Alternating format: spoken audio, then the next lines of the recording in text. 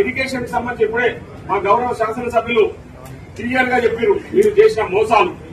ఈరోజు కాళేశ్వరం ప్రాజెక్టు పేరు మీద మీరు ఎంత పెద్ద ఎత్తున దోపిడీకి పాల్పడ్డారో, ఎంత పెద్ద ఎత్తున అంటే నేషనల్ డ్యామ్ సేఫ్టీ అథారిటీ వాళ్ళు ఇచ్చిన నివేదికలు కూడా పక్కకు పెట్టేసి వాళ్ళు చెప్పిన విధంగా కాకుండా మీకు నచ్చిన విధంగా ఇంజనీర్ల సలహాలు కూడా తీసుకోకుండా ఆ డ్యాం కట్టడం వల్లనే ఈరోజు లక్షల కోట్ల రూపాయల ధనం వృధా అయిపోయి ఆ ప్రాజెక్టు వృధాగా ఈరోజు ప్రజలకు ఏమాత్రం ఉపయోగకరంగా లేకుండా పోయింది.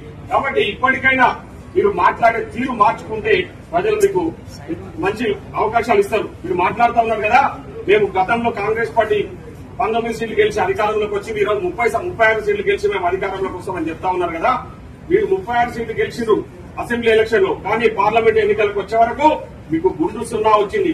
భవిష్యత్తులో మీకు మీ పార్టీలో మీ కాంగ్రెస్ మీ టీఆర్ఎస్ పార్టీలో భవిష్యత్తు లేదని చెప్పేసి మీ పార్టీలో ఉన్న ఎమ్మెల్యేలు కూడా స్వచ్ఛందంగా ఈరోజు కాంగ్రెస్ పార్టీలో వచ్చి జాయిన్ అవుతున్న విషయాన్ని మీరు మర్చిపోయినట్టున్నారు.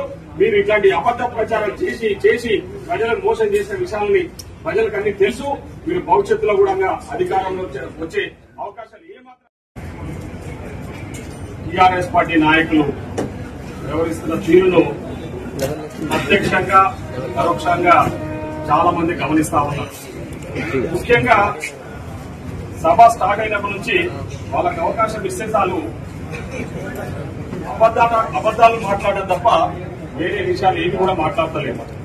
వాళ్ళు సభను తప్పుదో పట్టించే విధంగా మాట్లాడుతూ ఉంటే గౌరవ ముఖ్యమంత్రి గారు ఇన్వాల్వ్ అయి దాన్ని కరెక్షన్ చేస్తూ సభానాయకునిగా గౌరవ ముఖ్యమంత్రి గారు వాళ్ళు చేసిన తప్పిదాలు, గతంలో వాళ్ళు 10 సంవత్సరాలు ఉన్నప్పుడు వాళ్ళు చేసిన మోసాలు, వాళ్ళు చేసిన దోపిడీ గురించి ముఖ్యమంత్రి గారు సభలో చాలా వివరంగా, ముఖ్యంగా విద్యుత్ పై వాళ్ళు చేసిన మోసాలన్నీ కూడా చాలా వివరంగా అసెంబ్లీలో సభలో చర్చించడం జరిగింది. ముఖ్యమంత్రి గారు అక్కడ ముఖ్యమంత్రి గారు మాట్లాడిన విషయాలకు సమాధానం చెప్పుకోలేక మీడియా ముందుకు వచ్చేసి చిట్ చాట్ లో ముఖ్యమంత్రి గారు సభను తప్పుదోవ పట్టిస్తా ఉన్నారు, ముఖ్యమంత్రి గారు ప్రజలను తప్పుదోవ పట్టిస్తా ఉన్నారని చెప్పేసి మీడియా ముందు ఇష్టం వచ్చినట్టు మాట్లాడుతా ఉన్నారు హరీష్ రావు గారు.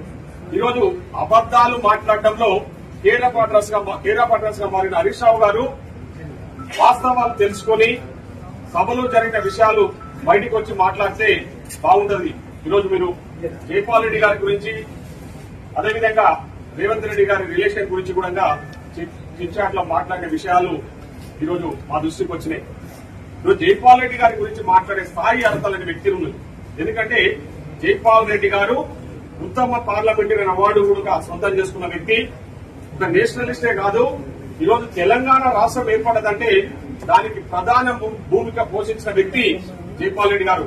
ఇక్కడ మనమంతా ఉద్యమం చేస్తుంటే కేంద్రంలో అప్పుడున్న యూపీఏ ప్రభుత్వంలో ఉన్న మా యూపీఏ చైర్పర్సన్ శ్రీమతి సోనియా గాంధీ గారిని ఒప్పించి, అమ్మ తెలంగాణలో యువత పెద్ద ఎత్తున ఆత్మ బలిదానాలు చేసుకుంటా ఉన్నారు, తెలంగాణ ఇవ్వకపోతే ఇంకా ఈ ఆత్మ బలిదానాలు పెరిగే అవకాశాలు ఉన్నాయని చెప్పేసి ఆనాడు సోనియా గాంధీ గారిని ఒప్పించి, ఆనాటి ప్రధానమంత్రి మన్మోహన్ సింగ్ గారిని ఒప్పించి తెలంగాణ రాష్ట్రం ఏర్పాటు కావడంలో కీలక పాత్ర పోషించిన వ్యక్తి జైపాల్ రెడ్డి గారు.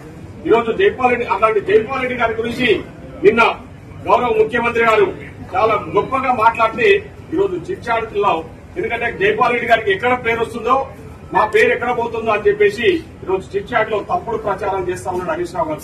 తెలంగాణ ఉద్యమంలో మీరు పోషించిన పాత్ర గురించి అందరికీ తెలుసు.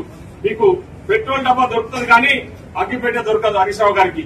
అమాయకులు బలి అయిపోతా ఉంటే మీరు మీ కుటుంబం నుంచి ఒక్కరు కూడా మీ కుటుంబం నుంచి బలి కాలేదు ఆ రోజు.